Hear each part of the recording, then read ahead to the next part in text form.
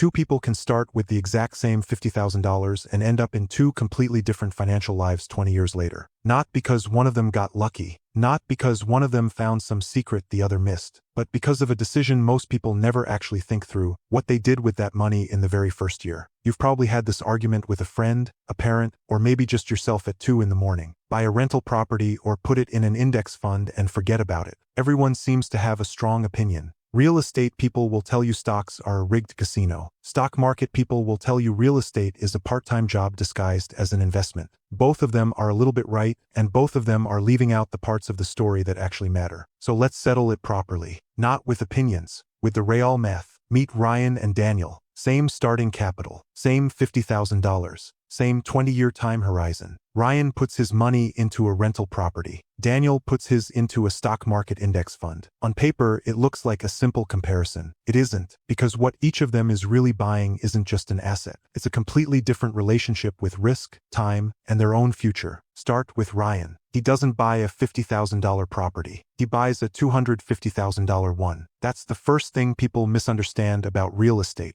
Ryan's $50,000 is a down payment, not the full purchase price. The bank lends him the rest through a mortgage, and suddenly he controls an asset 5 times the size of his own money. This is leverage, and it's the single biggest reason real estate can build wealth quickly. If that property appreciates by even a modest amount, Ryan isn't earning a return on $50,000. He's earning it on $250,000. Here's why that matters so much. Say the property appreciates at a historically reasonable rate, somewhere around 3 to 4% a year, which roughly tracks long-term U.S. home price data going back decades. On a $250,000 asset, that's real money. Meanwhile, every month, Ryan's tenants are paying down his mortgage for him. Slowly, someone else's rent check is converting into Ryan's equity. That's the quiet magic of leveraged real estate. Two forces, appreciation and mortgage paydown, working simultaneously, and neither one required Ryan to add another dollar of his own money after the initial down payment. But this is exactly where most online comparisons stop, and it's exactly where they go wrong. Because Ryan didn't just buy an asset, he bought a second job. Ask any landlord what actually happens over 20 years, and you'll hear a very different story than the one in the brochure. Roofs leak. Water heaters die on a Sunday night. A tenant stops paying rent and Ryan has to navigate the legal process to remove them, which can take months and cost thousands. Every few years, the property sits vacant while he searches for a new tenant, and during that gap, he's still paying the mortgage, the property taxes, and the insurance, with zero rental income coming in to offset it. Property taxes alone quietly eat into his returns every single year,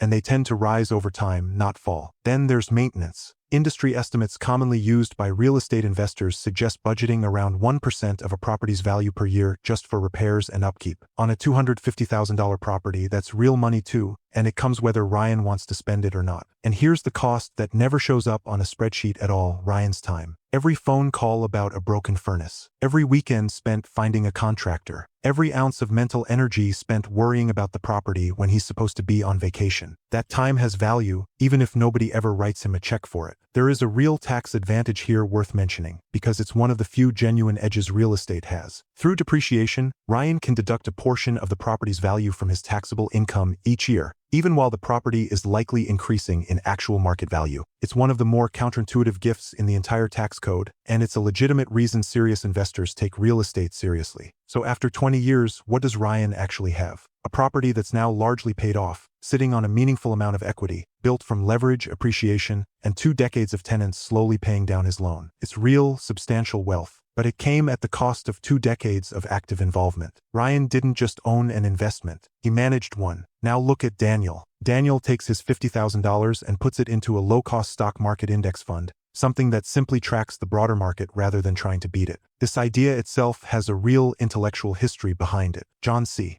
Bogle, the founder of Vanguard, spent much of his career arguing that most investors, professional or not, struggle to consistently outperform the market after fees, and that owning the whole market at a low cost tends to beat trying to pick winners. It sounds almost too simple to work, and yet the long-term data on index investing has largely proven him right. Daniel doesn't take out a loan. There's no leverage here. His $50,000 is exactly $50,000 of exposure, nothing more. But over long stretches of time, the U.S. stock market has historically returned somewhere around 7% a year after adjusting for inflation, based on over a century of market data tracked by researchers like those behind the S&P Dow Jones indices. That's the quiet, unglamorous engine behind Daniel's wealth. Not leverage, Compounding. And compounding, given enough time, does something strange to money. It doesn't grow in a straight line. It grows in a curve that barely looks like anything is happening for the first several years, and then it explodes upward in the final stretch. Warren Buffett has often pointed out that the vast majority of his own net worth was built after he turned 50. Not because he suddenly got smarter, but because compounding needed decades to do its real work. Daniel's version of investing looks almost boring by comparison to Ryan's. No tenants, no repairs, no AM phone calls. He can check his account once a year if he wants to, or never. His investment is liquid, meaning if he genuinely needed the cash, he could sell part of it in seconds, not months. That flexibility is worth something, even if it's harder to put a number on than a mortgage payment. But Daniel's path isn't free of pain either. It just hides its cost differently. At some point, likely more than once over 20 years, Daniel is going to watch his account lose 30, maybe even 40% of its value in a matter of months. This has happened multiple times in market history, including in 2008 and again in 2020. The behavioral economist and Nobel laureate Daniel Kahneman spent much of his career studying why moments like this are so dangerous, not because the market itself is broken, but because human psychology is. People feel the pain of losing money roughly twice as intensely as they feel the pleasure of gaining the same amount, a concept Kahneman called loss aversion. That imbalance is exactly what causes investors to panic sell at the worst possible moment, locking in losses that would have recovered if they'd simply stayed invested. Daniel's real risk isn't the market crashing. It's Daniel losing his nerve. So after 20 years, Daniel's outcome depends less on the market and more on Daniel himself. If he stayed the course through every downturn, ignored the headlines, and kept adding to his position, the math says he likely ends up with wealth that rivals or even exceeds Ryan's, without ever picking up a phone call about a broken water heater. Now here's where the real lesson comes in, and it's not the one most people expect. This was never actually a competition between real estate and stocks. That framing misses the point entirely. What Ryan and Daniel really chose between were two different relationships with risk. Ryan traded his time and tolerance for hands-on responsibility for the amplified power of leverage. Daniel traded the comfort of a hands-off investment for the psychological discomfort of watching his portfolio swing wildly in value,